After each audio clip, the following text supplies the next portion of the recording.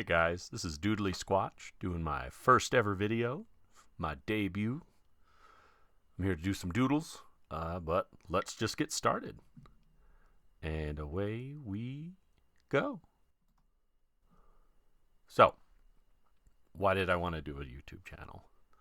Mostly because people always bothered me to make one. I don't know, I've been drawing my whole life, making art, that sort of thing, and people like to watch me do it, and I mostly do it in the comfort of my office, so I figure this is a good enough way to give people an idea of how I do it, what I'm doing, techniques, or whatever you'd call it. I don't know. But today I figured I'd start with something simple. Kermit. I've always liked drawing Kermit. He's a good a default character that I will draw several times throughout the year. Just cause he's got a nice fun look. It's simple. He's got a funny voice and he's like, oh my gosh, ah! I don't know.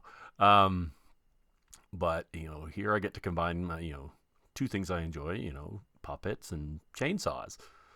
So I usually start out in Photoshop, try and get a nice basic sketch done. And then once I've gotten to that point and I feel pretty good about it, then I'll pop over to Clip Studio or Manga Studio. Same thing, different name. And that's where I'll lay down my inks and colors. I always thought this was funny. I'm going to Kermit murders. But yeah, not great at lettering usually. So I kind of have my basic font that I just write in.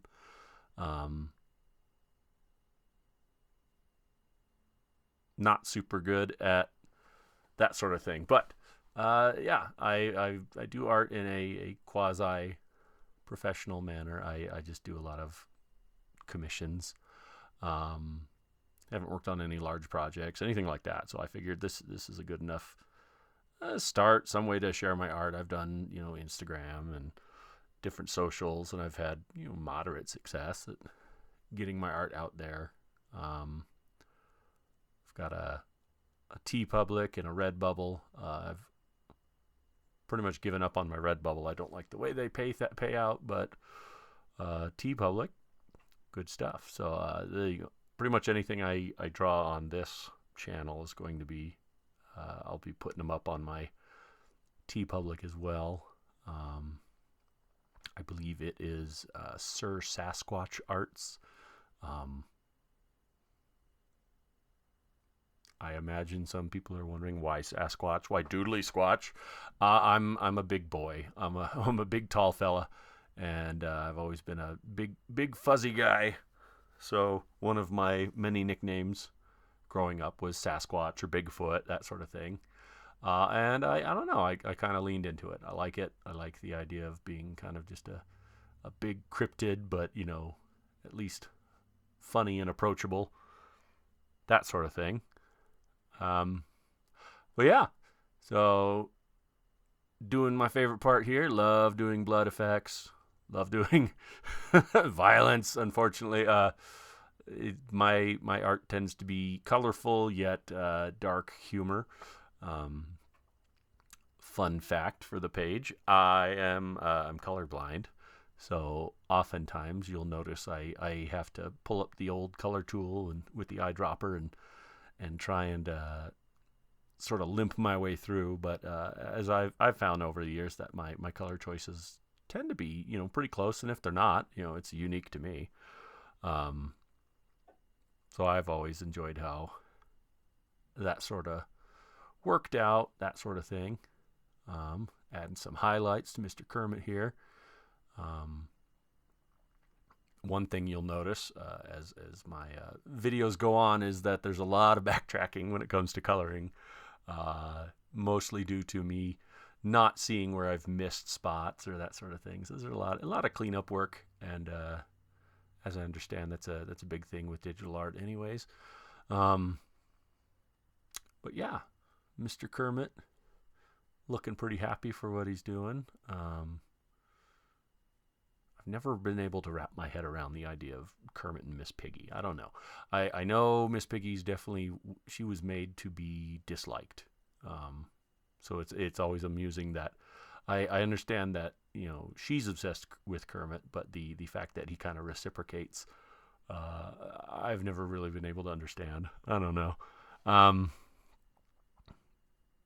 Yeah. But I liked the dynamic in Muppet Babies, because in that, she's obsessed with Kermit, but Kermit's kind of like, I don't know. I don't know what this chick wants from me. But so a lot of my art involving Kermit also involves probably him killing Miss Piggy, whether it's, involving bacon or something like that.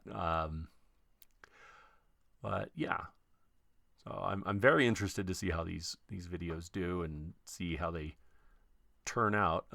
My my oldest is going to, he's my editor. His handle is Asta Workboy. So he's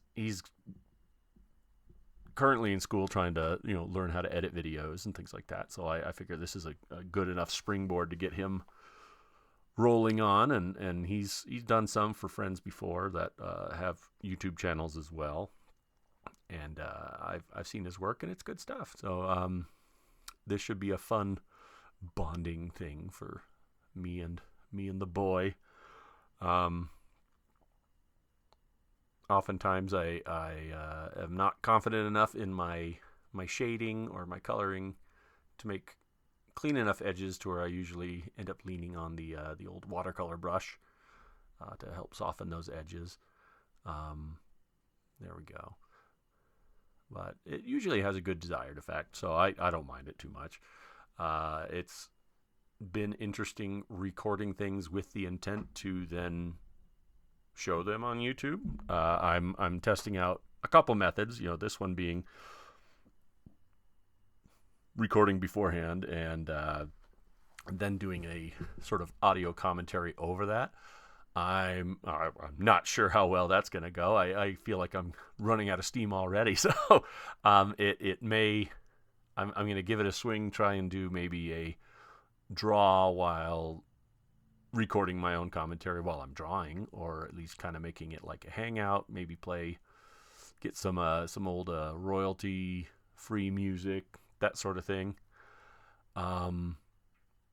Make it kind of like a hangout, or just something to watch and enjoy. I don't know. My voice might be a little grating. We'll see. But I've always enjoyed.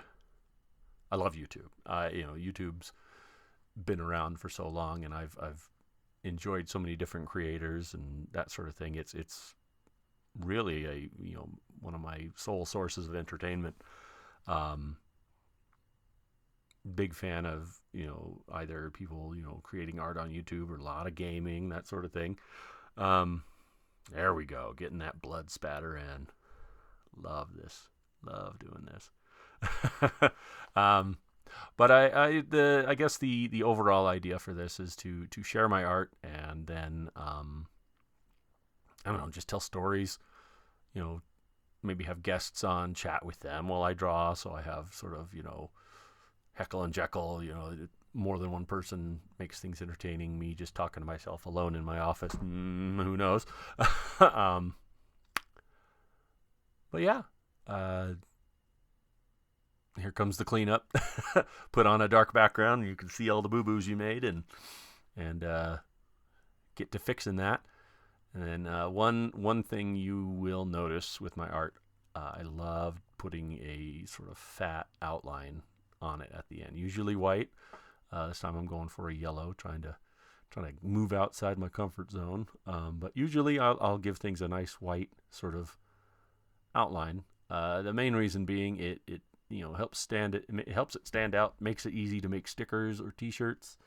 And then I in my head I think of the big outline as being kind of like a dam, or like walls around the color to sort of hold it in.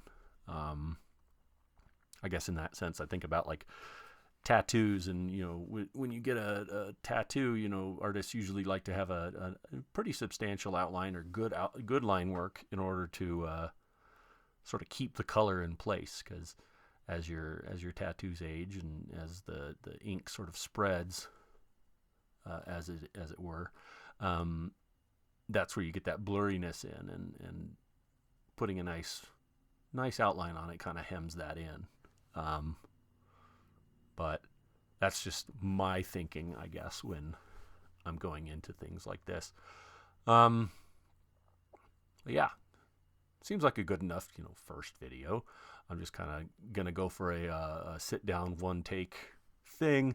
Joy of YouTube is you always have opportunities to make more videos and improve, and then who knows, a year from now I can look back and cringe at my first video, and I'll have better editing, better methods. But anywho, slap a nice little circle on it and call it good. Give it a little gradient, make it beautiful, that sort of thing. I'm learning to use the select tool more. I've never really used vectors or masks.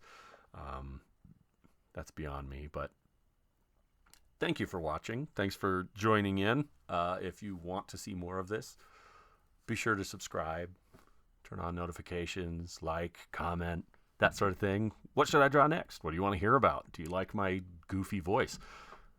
Who knows? Anywho, so once again, thank you for watching. This has been Doodly Squatch, and I will see you next time. Thanks.